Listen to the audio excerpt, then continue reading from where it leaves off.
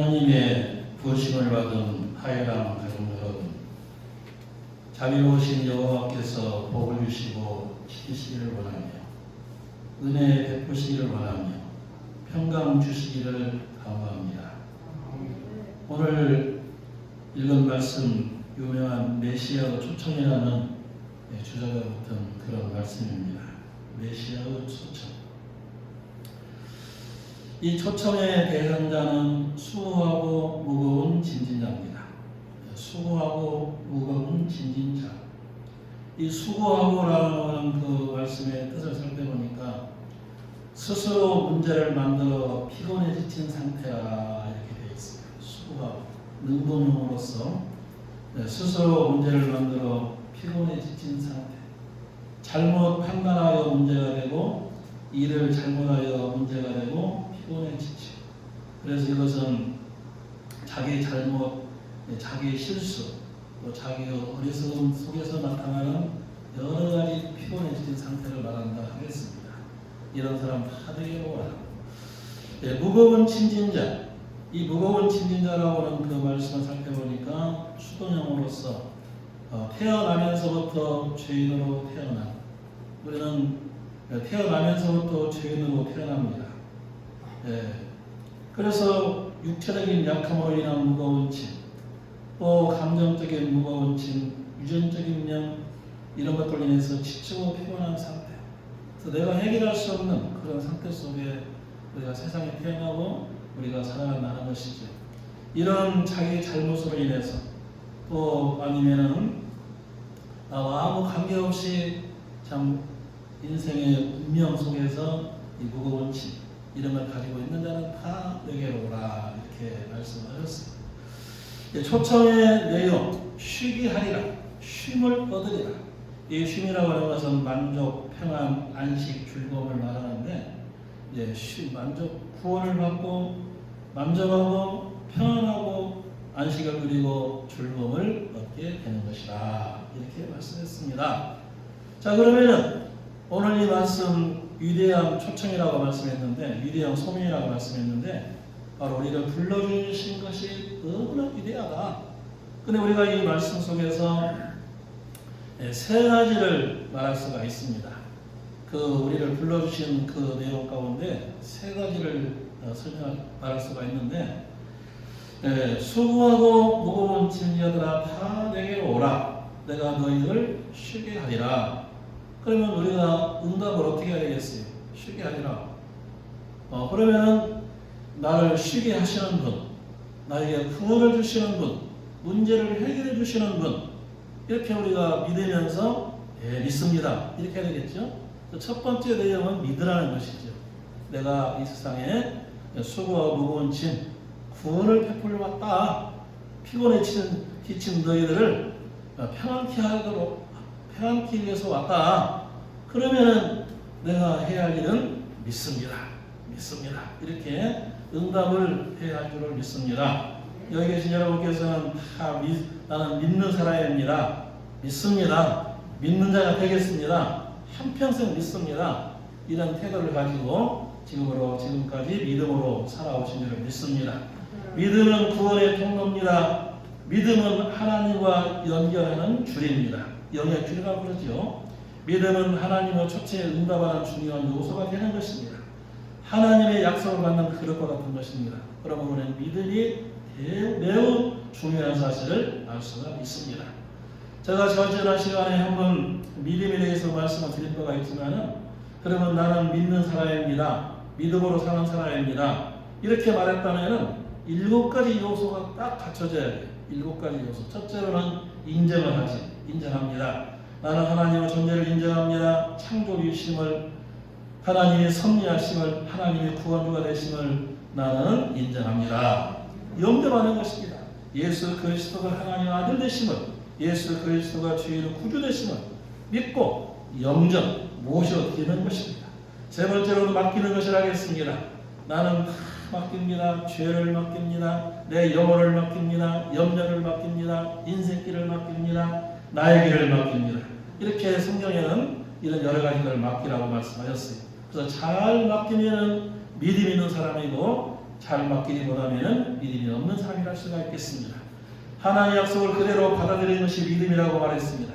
로마서 4장 20절, 히브리서 4장 1절로 3절 바로 아브라함이 믿음의 조상이라고 말씀하는데 아브라함 믿음을 쭉 설명하면서 하나님의 약속을 의심하지 않고 그대로 이루시기를 믿었다.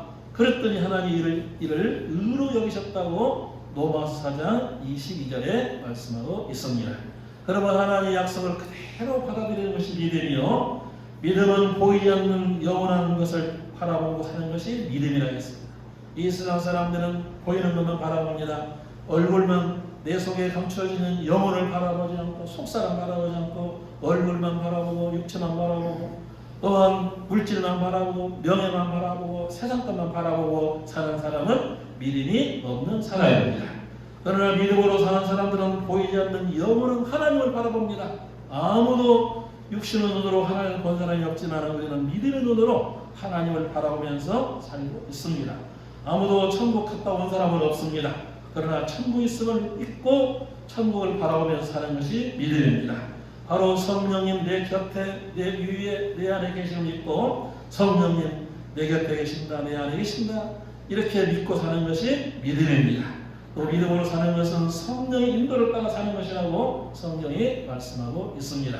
그래서 7가지를 제가 간단하게 말씀했는데 이 7가지가 다 해당되면은 믿음으로 사는 사람이고 7가지가 다 해당이 안 된다면은 믿음으로 사는 사람이 아니라고 할 수가 있겠습니다. 모두가 다 해당되는 줄을 믿습니다. 자, 그러면 두 번째로 우리 예수님께서 배우라고 말씀하셨어요. 배우라. 나는 마음이 온유하고 겸손하니 나의 멍에를 메고 내게 배우라 말씀했어요. 배우라 말씀하셨는데 그 배우라는 그 말씀의 그 의미를 살펴보니까 모방한다, 따라한다 그런 뜻이 있습니다.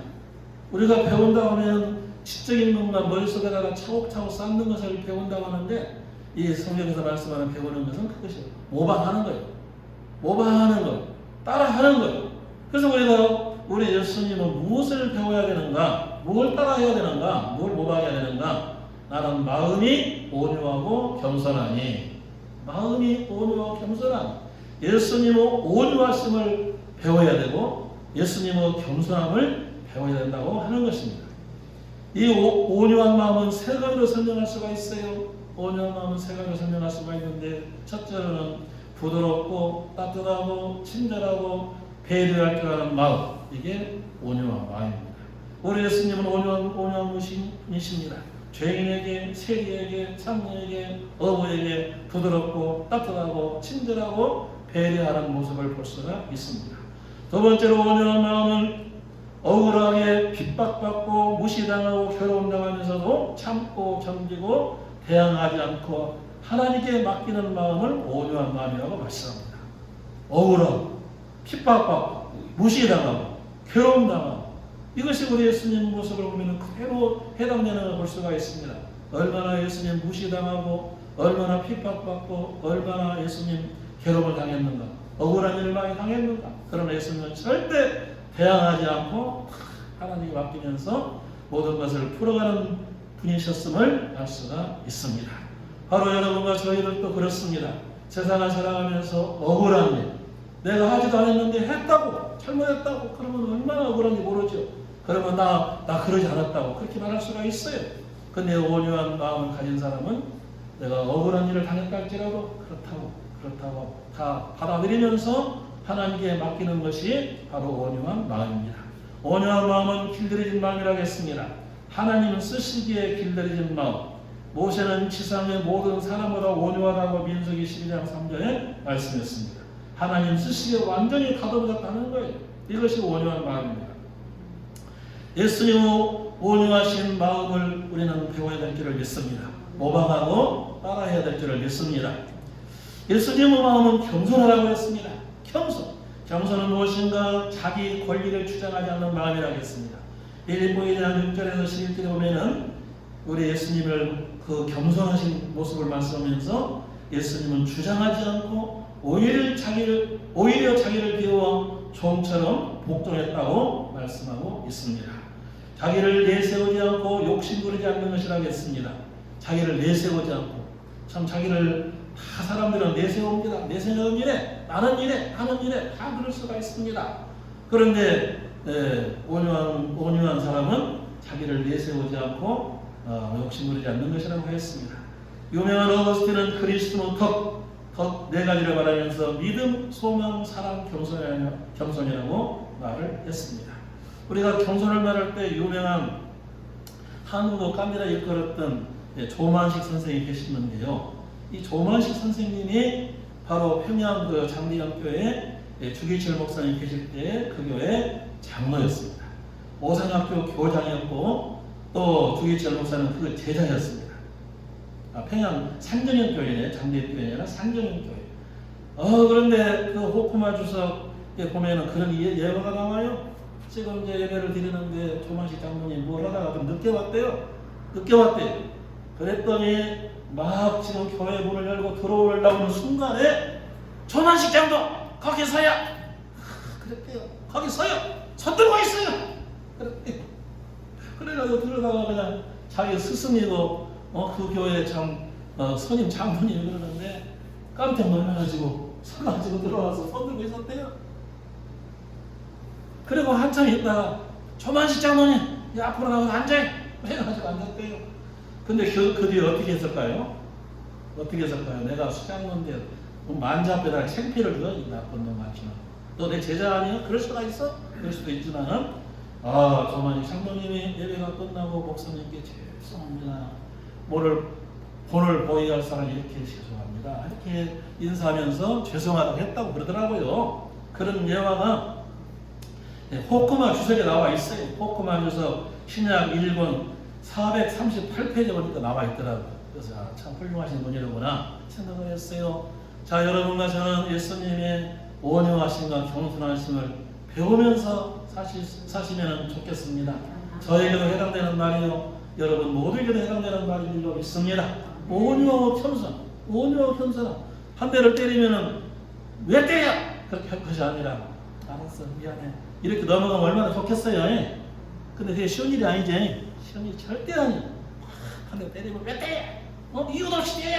대번에 그냥 핏대를 올리면서 그러고 조금 기분 나쁜 말만 하면은 대번 핏대가 올라와가지고 당신 그럴 수가 있어. 그러고 이거 참 그런 일이 많이 있는데 여러분도 저도 온유하시고 겸손하신 예수님을 모방하시고 따르시고 배우시면 좋을 줄로 믿습니다. 여러 가지 배울 것이 많이 있지만 이번에는 예수님의 말을 한번 배우면 좋겠어요. 예수님의 말. 예수님께서 말에 대한 교훈을 이런 말씀하셨어요. 오직 너희 말은 옳다 아니라 하라. 이에서 지나는 것은 악으로 나느니라. 옳은 것은 옳다 하고 잘못된 건 잘못되었다 하라. 살다 보면 이것이 그리 쉬운 일이 아니라는 걸 알 수가 있어. 나를 사랑하는 자는 내 말을 지키리라. 사람이 무슨 무익한 말을 하든지 심판을 받으리라. 너에게 이른 말이 영이요 생명이니라. 선한 사람은 마음에 쌓은 선에서 선을 내고 악한 자는 그 쌓은 악에서 악을 내나니 이는 마음에 가득한 것을 입으로 말함이니라. 그래서 이 말씀을 이제 다 정리하면은 사람이 해서는 안 되는 말 네 가지가 있어요. 네 가지가 있는데 첫째로는 악한 말 하지 말아라. 두 번째로는 감정 섞인 말, 마음이 뒤틀려 있을 때 하는 말, 독이 되고 분노의 말, 혈기 나온 말이 감정 섞인 말. 세 번째는 독선적인 말, 자기는 옳고 남은 틀렸다 하고 자랑하는 말, 교만한 말, 우쭐거리는 말, 이기적인 말, 자기 중심, 자기 권위, 자기 생각. 그래서 사람이 해서는 안 될 말이 네 가지. 악한 말, 감정적인 말, 독선적인 말, 이기적인 말. 이런 말은 해서는 안 된다고 주님께서 교훈하고 계십니다. 그러면 주님께서 하시는 말씀 무슨 말씀인가? 세 가지로 정리할 수가 있는데 살리는 말을 하거라. 살리는 말. 영혼을 살리고 마음을 살리고. 그래서 복음 전파와 진리의 말씀 영의 말. 그래서 우리는 살리는 말을 해야 한다고 주님께서 말씀을 하셨어요. 살리는 말. 우리가 사람을 무슨 말을 하게 될 때 한마디 말이 독이 되는 말이 참 많이 있죠. 죽이는 말이 많이 있어요. 상처 입히는 말이 정말 많이 있습니다. 여기 모두가 다 저를 포함해서 말을 잘못해가지고 상처 입힐 때가 참 많이 있습니다. 그래서 다시 한번 자기를 돌아오면서 내가 하는 말이 살리는 말인가? 두 번째 은혜로운 말인가? 격려와 위로와 칭찬의 말, 용기를 북돋아주고 힘이 나게 하는 말, 이런 말이 참 은혜로운 말입니다. 감사의 말, 감사의 말, 친절한 말, 따뜻한 말, 마음을 편안케 하고 안정시켜 줍니다. 그래서 우리 예수님께서 이렇게 정리를 해보면은 해서는 안 될 말을 하지 말고, 악한 말이나 감정 섞인 말이나 독선적인 말이나 이기적인 말 하지 말고, 살리는 말, 은혜로운 말, 감사의 말, 친절한 말, 따뜻한 말을 해야 되느니라. 우리에게 교훈을 주시는 줄로 믿습니다. 여러분 요새 이걸 잘 따라하시면 좋을 줄로 믿습니다. 세 번째로는 이제 예수님께서 내 멍에는 쉽고 가벼움이라 하시니라. 나의 멍에를 메고 내게 배우라고 말씀했는데, 멍에를 맨다. 멍에를 맨다는 것이 무엇이겠어? 멍에는 우리가 잘 아시는 대로 이스라엘 땅이 굉장히 비가 적게 오기 때문에 단단하잖아요. 그래서 두 마리 소가 쟁기로 밭을 가는데, 쟁기로 밭을 가요. 이렇게 멍에를 같이 해가지고 두 마리가, 그러니까 두 마리가 같이 멍에를 맨다고 하는 것은 목표가 같아야 되잖아요. 소 두 마리가 하는데 하나는 저 목표를 바라보고 하는데 하나는 어느 데를 바라본다면 절대 안 되지 않겠어요? 그러니까 멍에를 매라는 말씀은 예수님과 같은 목적을 가지자는 그런 말씀이죠. 같은 목적을 가지고 같은 방법으로 앞으로 나가는 것이죠. 그래서 우리가 목사 안수 받을 때 여기 후두를 하지 않습니까? 그건 멍에라고 해요. 나는 예수님과 멍에를 같이 하겠습니다. 그런 뜻이라 그러잖아요. 그래서 이 후두를 해주는 거죠. 째로 해주는 것이 아니에요. 째도 아니고 뭣도 아니고 다 멍에.